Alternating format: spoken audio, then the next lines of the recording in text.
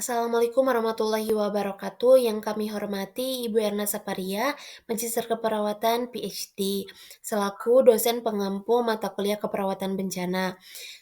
Izin memperkenalkan diri kami dari kelompok 6. Di sini kami akan membahas mengenai bencana angin puting beliung atau tornado. Adapun anggota dari kelompok 6 yaitu ada Yulianti Rahayu, saya sendiri, Piki Sumanda, Salmawati Wahyuning Tias, Anggia Nurhaedi, Raden Juhra, Egi Ramansyah, Intan Sari, dan juga Muhammad Fawaz. Oke, langsung saja untuk pembahasan materi, kita mulai. Apa sih bencana? Bencana adalah peristiwa atau rangkaian peristiwa yang mengancam dan mengganggu kehidupan dan penghidupan masyarakat yang disebabkan baik oleh faktor alam ataupun faktor non-alam maupun faktor manusia sehingga mengakibatkan timbulnya korban jiwa manusia, kerusakan lingkungan, kerugian harta benda, dan dampak psikologis. Salah satu bencana yang paling sering di Indonesia adalah angin puting beliung. Secara bahasa, puting beliung berarti udara yang bergerak cepat dan bertekanan tinggi. Puting beliung adalah suatu kolom udara yang berputar dengan kencang, timbul dari awan cumulonimbus atau dari bagian bawah awan cumulonimbus. Angin puting beliung merupakan angin yang berputar dengan kecepatan lebih dari 60-90 km per jam yang berlangsung sekitar 5-10 menit. Akibatnya, perbedaan tekanan dalam area skala sangat lokal yang terjadi di bawah atau sekitar awan cumulonimbus. Karakteristik dari angin puting beliung, yang pertama muncul gumpalan awan yang gelap, yang kedua petir dan gemuruh terlihat dari kejauhan, yang ketiga lebih sering terjadi pada siang hari dan lebih banyak di daerah daratan rendah, tapi tidak menutup kemungkinan bahwa angin puting beliung juga bisa terjadi di malam hari. Yang keempat, pusaran puting beliung mirip belalai gajah atau selang vakum cleaner, dan selanjutnya biasanya dapat diprediksi dan berhubungan dengan terkait musim. Selanjutnya ada 6 karakteristik angin topan. Yang pertama, angin topan merupakan dampak ikutan awan cumulonimbus atau CB yang biasa tumbuh selama periode musim hujan. Tetapi tidak semua pertumbuhan awan CB akan menimbulkan angin topan. 2. Kehadirannya belum dapat diprediksi. 3. Terjadi secara tiba-tiba 5-10 menit pada area skala sangat lokal. 4. Pusaran angin topan mirip belalai gajah atau selang vakum cleaner. 5. Jika kejadiannya berlangsung lama, lintasannya membentuk jalur kerusakan. 6. Lebih sering terjadi pada siang hari dan lebih banyak di daerah dataran rendah. Berikut adalah tanda-tanda terjadinya angin topan. Oke, next slide. Yang pertama, sehari sebelumnya udara pada malam dan pagi terasa sangat panas, sumuk, dan pengap. Yang kedua, sekitar jam 10 pagi terlihat awan cumulus atau awan berlapis-lapis. Di antara awan tersebut ada satu jenis awan yang memiliki batas tepi sangat jelas, berwarna abu-abu menjulang tinggi seperti bunga kol. Yang ketiga, selanjutnya awan tersebut akan cepat berubah warna menjadi hitam gelap. Yang keempat, jika ranting pohon bergoyang, maka hujan dan angin kencang akan datang. Yang kelima, terasa ada sentuhan udara dingin di sekitar tempat kita berdiri. Yang keenam, biasanya hujan yang pertama kali turun adalah hujan yang tiba-tiba deras. Apabila hujannya gerimis, maka kejadian angin kencang jauh dari lingkungan kita berdiri. Kemudian, terdengar sambaran petir yang cukup keras yang merupakan pertanda hujan lebat dan angin kencang akan terjadi. Dan yang terakhir, pada malam penghujan, jika 1 hingga 3 hari berturut-turut tidak ada hujan, kemungkinan hujan deras yang pertama kali turun akan diikuti oleh angin kencang baik yang termasuk dalam kategori puting beliung atau angin kencang yang memiliki kecepatan lebih rendah. Dengan adanya tanda-tanda ini, akan sangat membantu masyarakat untuk lebih waspada dan siap siaga bila terjadi angin topan. Baik, selanjutnya penyebab angin puting beliung. Ada dua sebab, yang pertama oleh sebab alam dan yang kedua oleh sebab sosial.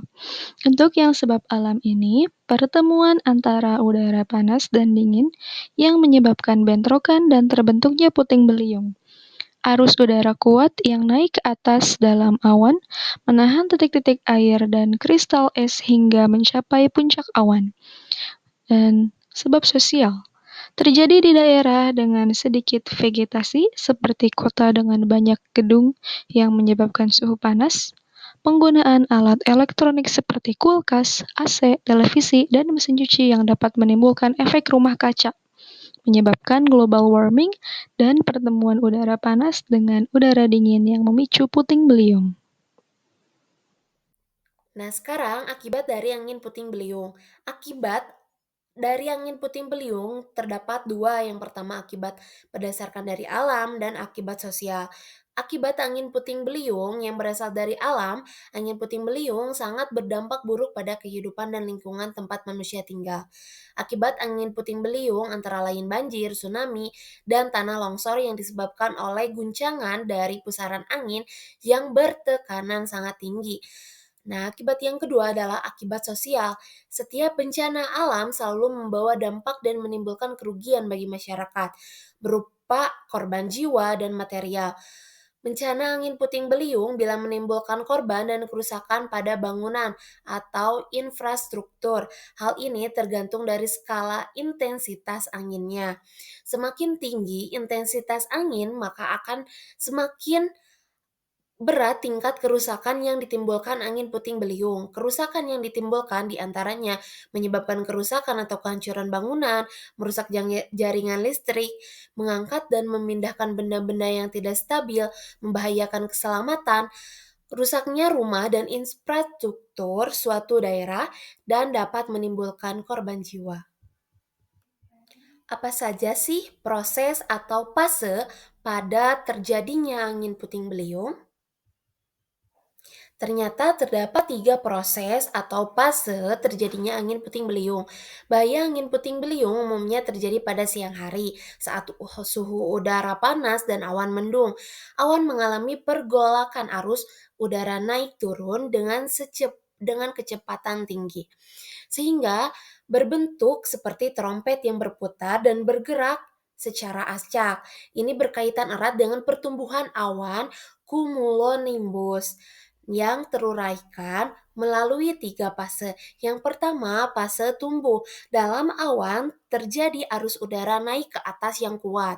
Hujan belum turun, tetapi titik-titik air maupun kristal masih tertahan oleh arus udara yang naik ke atas puncak awan. Yang kedua, ada fase dewasa.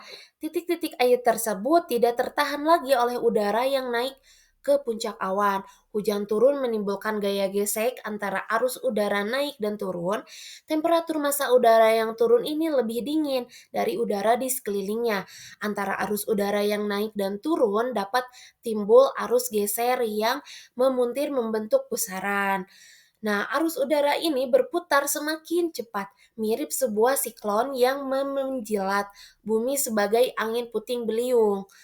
Nah, terkadang disertai juga dengan hujan deras yang membentuk pancaran air atau water spout. Nah, yang ketiga ada fase punah. Tidak ada massa untuk naik, massa udara yang turun meluas ke seluruh awan. Kondensasi berhenti, serta udara yang turun melemah hingga berakhirlah pertumbuhan awan cumulonimbus ini. Bencana angin puting beliung memiliki dampak bagi kesehatan. Yang pertama, kerusakan fisik. Kerusakan fisik ini bisa mengakibatkan daerah tanah longsor karena angin kencang, serta adanya banjir bandang serta badai. Nah, selanjutnya masalah kesehatan. Masalah kesehatan yang dialami oleh korban bencana puting beliung ini Ada luka akibat puing-puingnya berterbangan, tenggelam karena banjir, serta muncul penyakit menular karena polusi. Yang ketiga, suplai air ada kemungkinan fasilitas air minum tercemar akibat banjir.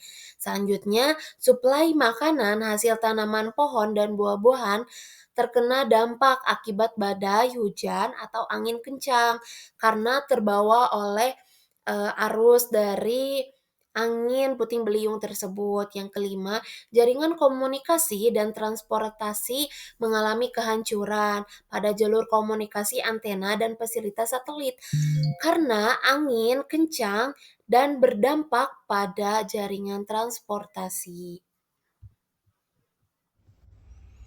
Selanjutnya ada antisipasi dan penanggulangan angin puting beliung. Yang pertama, jika terdapat pohon yang rimbun dan tinggi serta rapuh agar segera ditebang untuk mengurangi beban berat pada pohon tersebut.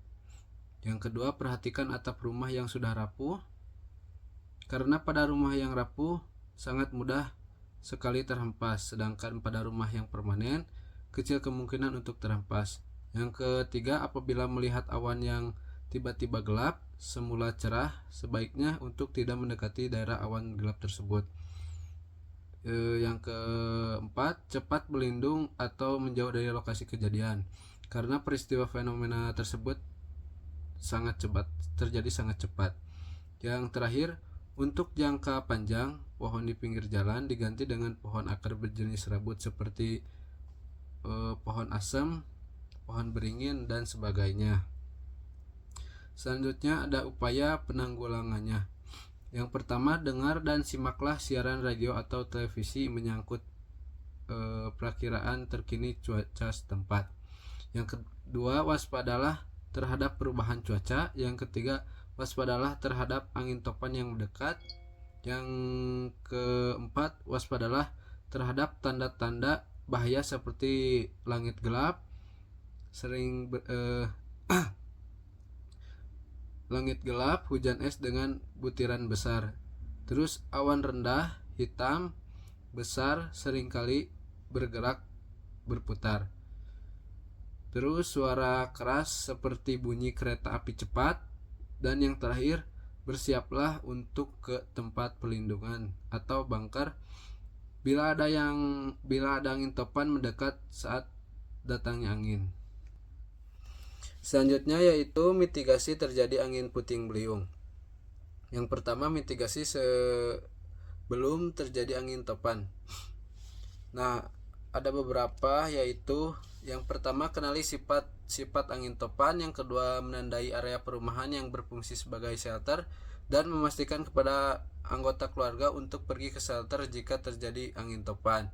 Yang ketiga, menyiapkan segala keperluan yang diperlukan saat terjadi bencana seperti senter, radio, P3K, makanan instan dan minuman. Terus sepatu yang kuat. Jika orang tua bekerja dan anak sekolah, rencanakan bagaimana bisa pulang bersama. Dan pastikan semua anggota keluarga mengetahui nama lengkap, alamat yang jelas, dan nomor telepon masing-masing keluarga. Selanjutnya ada mitigasi saat terjadi angin topan di rumah. Ada beberapa, yaitu pergi ke basement atau shelter atau ke bangunan yang rendah. Yang kedua, jika tidak ada basement, masuk ke dalam ruangan tanpa jendela seperti kamar mandi. Yang ketiga, menjauh dari jendela. Yang keempat, pergi ke tengah ruangan dan jauhi sudut karena akan mudah diterjang angin. Selanjutnya, berlindung di bawah meja atau benda lainnya yang kokoh. Yang terakhir, gunakan tangan untuk melindungi leher dan kepala. Pakai selimut atau jaket tebal untuk melindungi tubuh. Selanjutnya, di tempat kerjaan atau di sekolah. Yang pertama, pergi ke basement atau ruangan yang rendah. Yang kedua, hindari tempat-tempat yang tinggi seperti auditorium, mall, kafe, atau ruangan yang luas. Yang ketiga, berlindung di bawah benda-benda yang kokoh seperti meja kerja dan lain-lain. Dan yang terakhir, gunakan lengan untuk melindungi leher dan kepala. Selanjutnya di luar ruangan, yang pertama jika memungkinkan dapatkan sebuah bangunan. Terus jika tidak ada shelter dan tidak sempat masuk ruangan, berbaringlah di parit atau di area yang rendah atau membungkuk di dekat sebuah bangunan yang kokoh. Sadari adanya potensi banjir. Yang terakhir, gunakan lengan untuk melindungi leher dan kepala. Terus ada mitigasi di dalam mobil. Yang pertama, jangan mencoba mengendari mobil jika terjadi angin topan. Yang kedua, keluar dari mobil dan lari ke shelter pada bangunan terdekat. Yang ketiga, jika tidak ada shelter dan tidak sempat masuk ruangan, berbaringlah di parit atau di area yang rendah daripada mobil. Sadari adanya potensi banjir. Yang keempat, setelah terjadi angin topan. Yang kelima, tolong orang yang terjebak dan terluka. Yang keenam, beri pertolongan pertama bagi orang yang terluka dan segera cari bantuan. Yang keenam, nyalakan radio atau televisi untuk memperoleh informasi. Yang ketujuh, keluar dari bangunan yang rusak dan kembali ke rumah jika telah dinyatakan aman. Yang terakhir, gunakan telepon hanya untuk keadaan darurat saja. Tinggalkan bangunan jika tercium bau gas atau zat kimia lainnya. Selanjutnya ada kerusakan fisik. Yang pertama ada kerusakan bangunan. Angin puting beliung dapat merusak rumah, gedung, dan infrastruktur lainnya. Terus korban jiwa. Angin puting beliung dapat menelan korban jiwa akibat terlempar atau terbentur benda keras. Yang ketiga, kerusakan tanaman. Angin puting beliung dapat merusak tumbuhan pertanian warga dan kebun milik warga. Yang keempat, kerusakan jaringan listrik. Angin puting beliung dapat merusak jaringan aliran listrik. Yang kelima, gangguan transportasi. Angin puting beliung dapat melumpuhkan sarana transportasi. Yang keenam, gangguan komunikasi. Angin puting beliung dapat mengganggu transmisi sinyal-sinyal komunikasi. Yang ketujuh, kerusakan teknologi. Angin puting beliung dapat merusak teknologi yang terdapat pada suatu wilayah tertentu. Yang kedelapan, lingkungan berantakan. Angin puting beliung dapat membuat lingkungan berantakan karena puing-puing bangunan dan sampah yang berserakan. Dan yang terakhir, mengganggu kegiatan ekonomi. Angin puting beliung dapat mengganggu kegiatan ekonomi. Selanjutnya ada korban angin puting beliung. Next. Selanjutnya korban angin puting beliung bisa mengalami berbagai jenis cedera fisik akibat angin yang kencang, benda yang berterbangan, atau runtuhnya bangunan. Berikut adalah beberapa cedera fisik yang umumnya terjadi pada korban angin puting beliung. Yang pertama, luka lecet dan luka robek, yaitu korban bisa mengalami luka lecet atau robek karena tertimpa puing-puing atau terkena benda tajam yang terbang tertiup angin. Selanjutnya, yang kedua, patah tulang atau fraktur, yaitu cedera patah tulang umum terjadi jika korban terkena benda besar atau berat yang berterbangan atau jika tertimpa bangunan yang runtuh. Bagian tubuh yang sering mengalami patah tulang adalah lengan, kaki, dan tulang rusuk. Yang ketiga, memar dan cedera jaringan lunak, yaitu angin kencang atau benda yang terlempar bisa menyebabkan memar atau cedera pada jaringan lunak tubuh seperti otot, kulit, atau pembuluh darah. Cedera jaringan lunak bisa menimbulkan nyeri dan pembengkakan. Yang keempat, cedera kepala, yaitu terjatuh, terkena puing, atau tertimpa benda berat bisa menyebabkan cedera kepala. Dari luka ringan di kulit kepala hingga trauma kepala berat. Cedera ini biasa menyebabkan pusing, kebingungan, atau bahkan kehilangan kesadaran.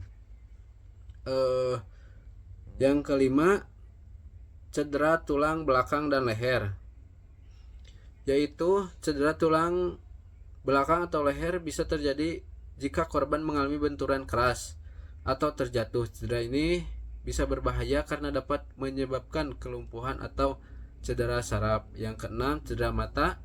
Pasir, debu, atau puing kecil yang berterbangan bisa mengenai mata dan menyebabkan iritasi, luka, atau bahkan kerusakan serius pada kornea. Yang ketujuh, cedera dada dan organ dalam. Jika korban tertimpa benda berat atau mengalami benturan di bagian dada, bisa terjadi pada tulang rusuk atau organ dalam seperti paru-paru, jantung. Cedera pada paru-paru seperti pneumotoraks dapat menyebabkan kesulitan bernapas. Dan yang terakhir, cedera inhalasi atau asfiksia, yaitu debu, asap, atau bahan kimia yang terbawa angin dapat terhirup oleh korban dan menyebabkan gangguan pernapasan. Dalam beberapa kasus, korban bisa mengalami asfiksia atau sesak napas akibat kekurangan oksigen. Next. Selanjutnya di penanganan awal. Penanganan cedera pada korban angin puting beliung memerlukan pertolongan yang cepat untuk mencegah infeksi, menghentikan pendarahan, dan memastikan stabilitas pernapasan. Bantuan medis segera sangat penting terutama untuk cedera serius seperti patah tulang, cedera kepala, dan cedera pada organ dalam. Korban angin puting beliung tidak hanya mengalami masalah fisik tetapi juga menghadapi dampak psikologis, spiritual, dan sosial akibat trauma bencana. Berikut adalah beberapa masalah yang mungkin dialami korban di masing-masing aspek tersebut. Yang pertama, di masalah psikologis. Stres dan trauma. Pengalaman menghadapi bencana yang mendadak dan destruktif bisa menyebabkan trauma psikologis yang mendalam, termasuk gangguan stres pasca trauma atau PTSD. Selanjutnya, di kecemasan dan ketakutan berlebihan. Korban seringkali merasa cemas berlebihan tentang kemungkinan terjadinya bencana lagi, bahkan saat cuaca berangin biasa. Selanjutnya ada depresi. Kehilangan harta benda, tempat tinggal, dan mungkin orang yang dicintai bisa menyebabkan kesedihan mendalam dan berujung pada depresi. Selanjutnya ada gangguan tidur. Korban mungkin mengalami kesulitan tidur atau mimpi buruk akibat kenangan traumatis dari bencana. Selanjutnya ada perasaan tidak berdaya atau kehilangan kontrol.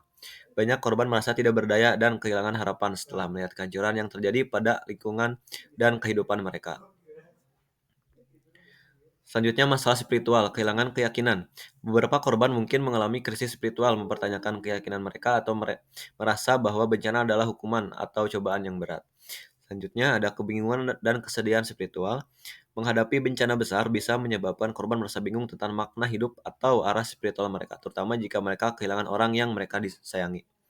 Selanjutnya ada peningkatan ketergantungan pada agama atau spiritualitas.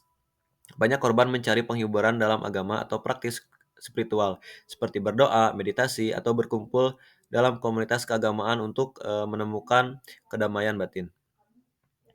Selanjutnya ada pencarian makna dan dukungan spiritualitas. Korban bisa mulai mencari dukungan dan makna spiritual baru untuk membantu mereka mengatasi rasa kehilangan dan ketidakpastian.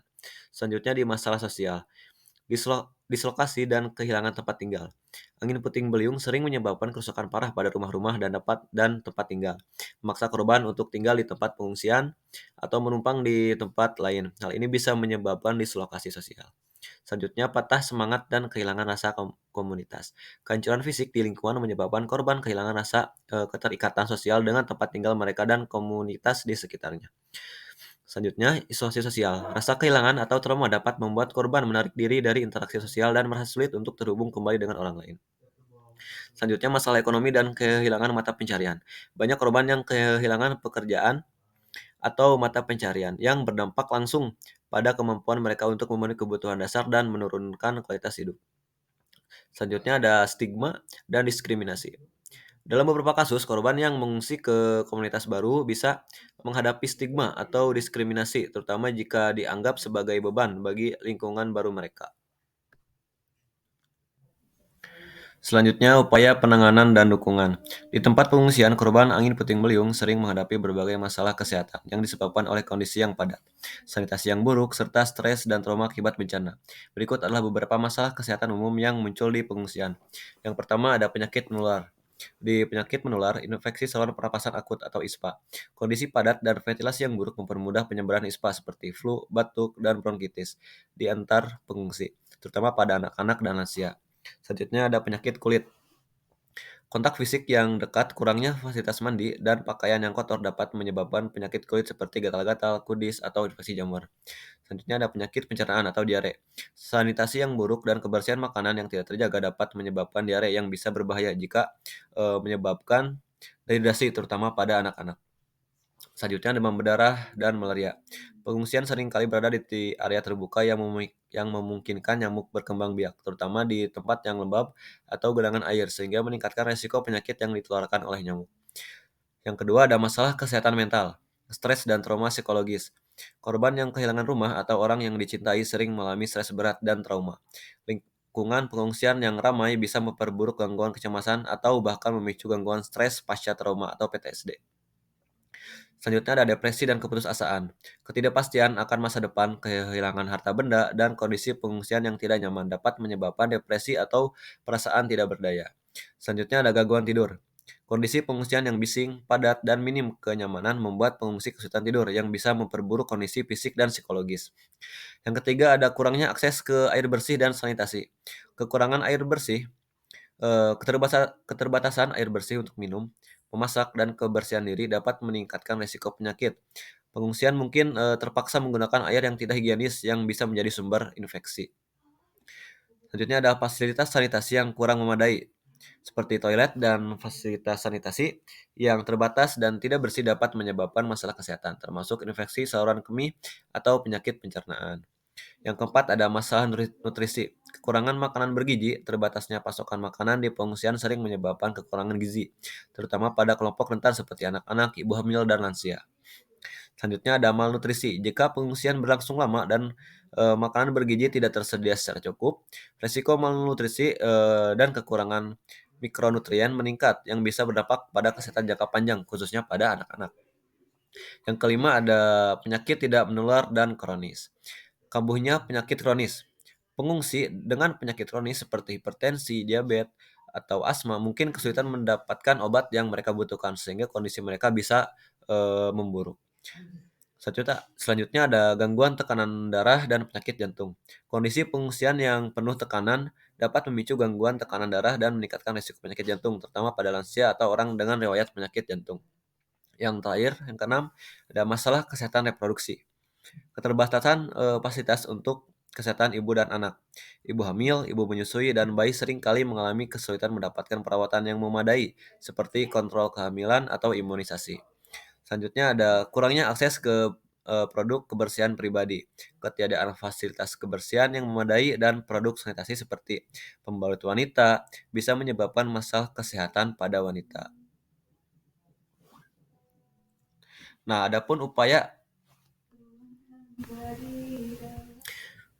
pencegahan dan penanganan kesehatan di pengungsian.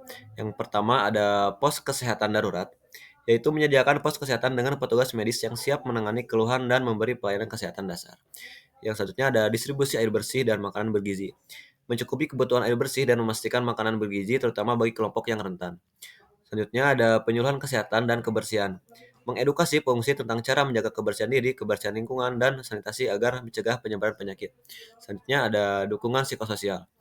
Menyediakan layanan konseling dan dukungan psikososial untuk mengatasi trauma dan stres yang dialami oleh para pengungsi. Nah, pendekatan terpadu yang mencakup kesehatan fisik, mental, dan kebutuhan dasar sangat penting untuk meningkatkan kesehatan dan kesejahteraan para korban bencana selama berada di pengungsian. Baik, yang selanjutnya yaitu penilaian sistematis terhadap korban bencana angin puting beliung. Ini melibatkan berbagai tahap sebelum, saat, dan setelah bencana. Pendekatan ini membantu dalam meminimalkan resiko, memberikan pertolongan tepat waktu, dan mendukung pemulihan yang efektif. Berikut adalah tahapan penilaian sistematisnya. Yang pertama ada penilaian sebelum bencana, yang kedua penilaian saat bencana, dan yang ketiga penilaian setelah bencana. Untuk penilaian sebelum bencana di sini ada 4 poin. Yang pertama itu identifikasi resiko dan kerentanan. Mengidentifikasi area yang rentan terhadap angin puting beliung, populasi rentan seperti anak-anak, lansia, dan orang dengan disabilitas, serta kondisi fisik bangunan. Lalu, poin kedua yaitu persiapan dan simulasi. Menilai kesiapan masyarakat, termasuk kesiapan prosedur evakuasi dan alat-alat keselamatan. Simulasi bencana ini dapat dilakukan untuk melatih respon masyarakat. Yang ketiga yaitu inventarisasi sumber daya. Memastikan ketersediaan peralatan kesehatan, stok obat-obatan, alat komunikasi, kendaraan darurat, dan bahan pokok. Ini termasuk mengecek kesiapan pos kesehatan darurat atau tempat pengungsian. Dan yang terakhir yaitu penyuluhan dan edukasi masyarakat. Mengedukasi masyarakat tentang tindakan darurat dan pertolongan pertama yang dapat dilakukan. Peningkatan pemahaman masyarakat tentang tanda-tanda angin puting beliung serta jalur evakuasi sangat penting. Yang kedua yaitu penilaian saat bencana. Di sini ada 4 poin. Poin pertama yaitu evakuasi dan penyelamatan. Menilai dan melakukan evakuasi cepat terhadap korban yang berada di area rawan. Pastikan bahwa jalur evakuasi sudah jelas dan aman untuk dilalui.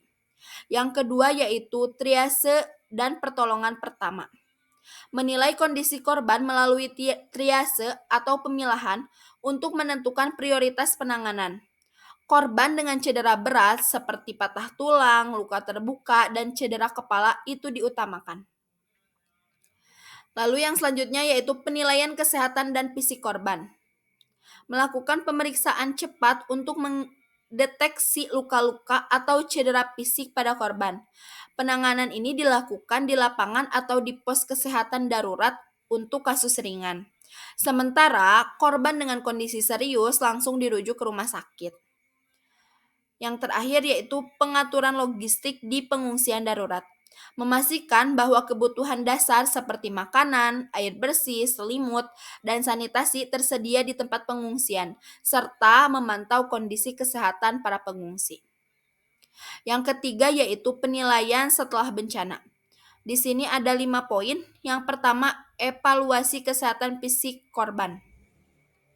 Melakukan pemeriksaan lanjutan terhadap kondisi kesehatan korban yang mungkin terluka atau yang menunjukkan gejala penyakit baru akibat lingkungan pengungsian. Yang kedua yaitu dukungan psikologis. Menilai dampak psikologis pada korban, terutama mereka yang mengalami trauma atau kehilangan. Layanan konseling dan dukungan psikososial sangat penting untuk membantu pemulihan mental mereka. Lalu yang selanjutnya yaitu penilaian kondisi pengungsian dan kesehatan lingkungan. Ini memastikan lingkungan pengungsian tetap sehat dan bebas dari penyakit menular. Hal ini termasuk memastikan kebersihan, sanitasi, dan distribusi air bersih yang berkelanjutan. Yang selanjutnya yaitu rehabilitasi dan rekonstruksi. Menilai kebutuhan rehabilitasi bagi korban seperti kebutuhan pemulihan fisik untuk korban cedera parah, serta bantuan ekonomi atau infrastruktur bagi korban yang kehilangan mata pencaharian atau tempat tinggal. Dan yang terakhir yaitu evaluasi kesiapsiagaan masa depan. Ini melakukan penilaian kembali terhadap prosedur tanggap darurat yang sudah dilakukan dengan melakukan peningkatan untuk kesiapsiagaan masa depan, seperti peningkatan infrastruktur atau peningkatan kapasitas masyarakat dalam menghadapi bencana. Selanjutnya, penilaian sebelum bencana berfokus pada pencegahan dan kesiapsiagaan. Penilaian saat bencana ini bertujuan untuk penanganan cepat dan penyelamatan korban. Sedangkan penilaian setelah bencana fokus pada pemulihan kesehatan fisik dan mental korban, serta rehabilitasi lingkungan dan ekonomi. Pendekatan ini dapat meningkatkan ketahanan masyarakat dalam menghadapi bencana di masa mendatang. Yang selanjutnya yaitu survivor atau penyintas bencana angin puting beliung. Survivor adalah mereka yang berhasil selamat dari kejadian bencana, namun seringkali masih menghadapi berbagai dampak fisik, psikologis, sosial, dan ekonomi akibat bencana tersebut. Penyintas angin puting beliung umumnya mengalami trauma dan kehilangan, baik dalam bentuk materi seperti tempat tinggal dan mata pencaharian, maupun non-materi seperti rasa aman dan kestabilan mental.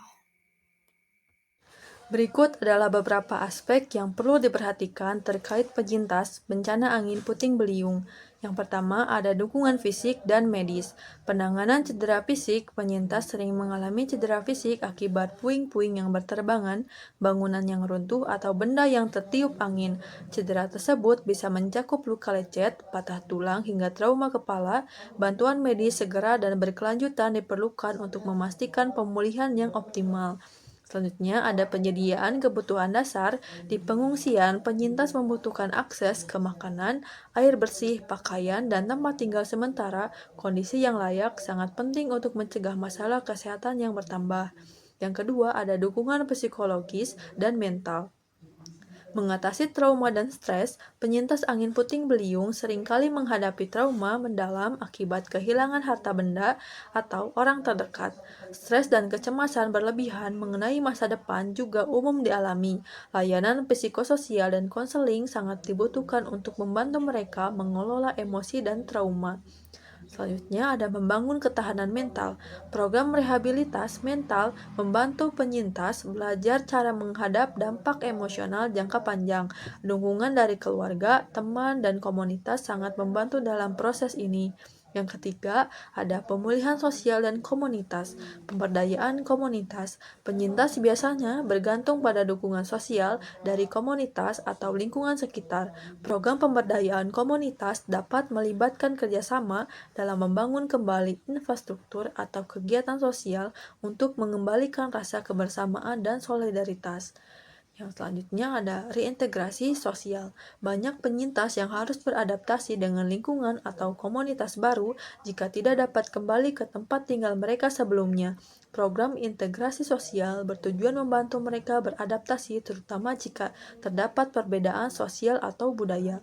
Yang keempat ada pemulihan ekonomi dan mata pencaharian. Bantuan keuangan dan mata pencaharian. Banyak penyintas kehilangan mata pencaharian akibat kerusakan fasilitas usaha atau lingkungan kerja. Bantuan ekonomi berupa dana bantuan atau program pelatihan keterampilan pembantuan penyintas memulai usaha baru atau kembali bekerja. Akses terhadap sumber daya dan peluang kerja.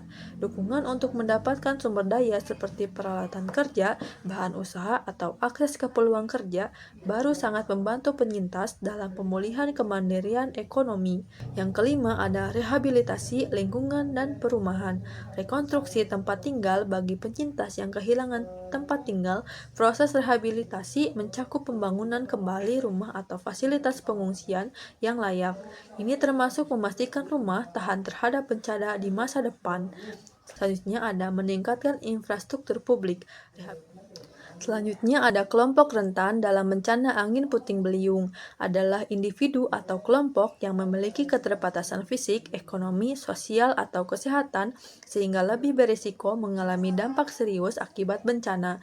Berikut adalah beberapa kelompok rentan yang perlu mendapatkan perhatian khusus saat menghadapi angin puting beliung. Yang pertama ada anak-anak. Keterbatasan fisik dan emosional. Anak-anak memiliki keterbatasan dalam melindungi diri dan cenderung mudah terpisah dari orang dewasa dalam situasi darurat. Selanjutnya, ada rentan terhadap trauma.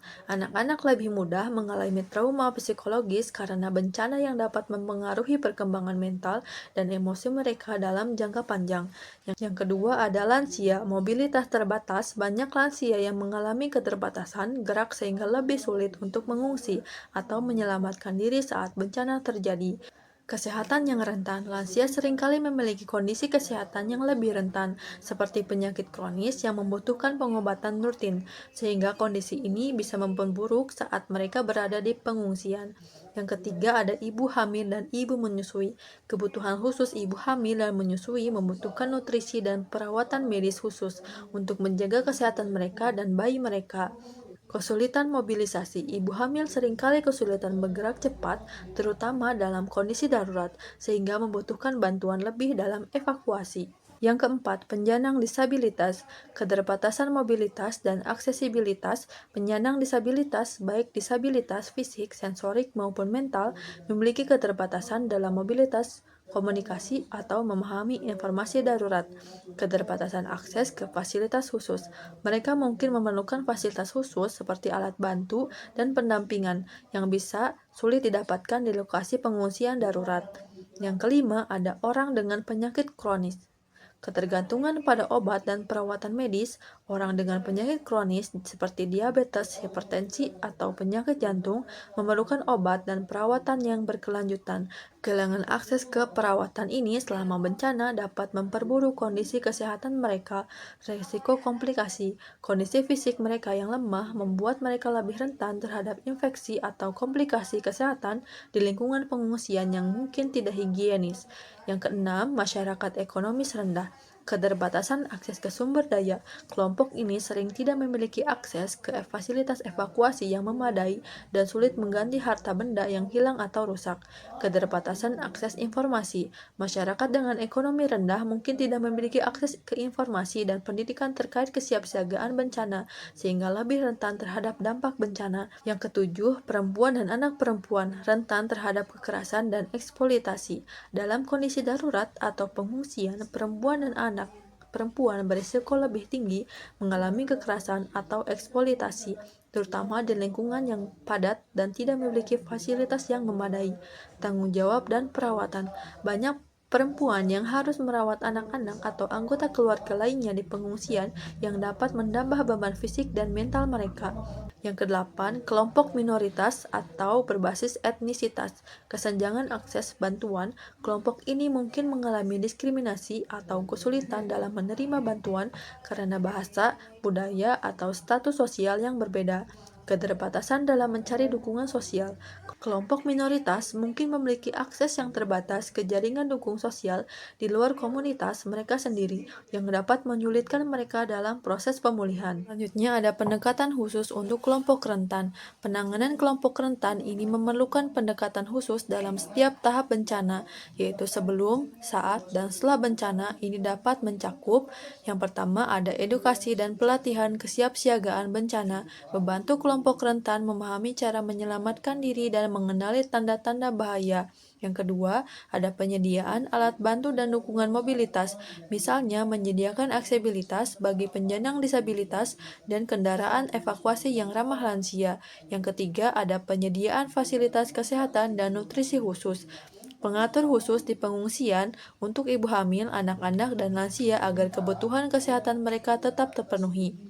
Yang keempat, ada perlindungan terhadap kekerasan dan eksploitasi, menyediakan tempat pengungsian yang aman dan privasi bagi perempuan dan anak-anak, serta sistem pelaporan kekerasan. Pendekatan ini sangat penting agar setiap individu yang rentan mendapatkan perlindungan dan dukungan yang mereka butuhkan dalam menghadapi dampak bencana.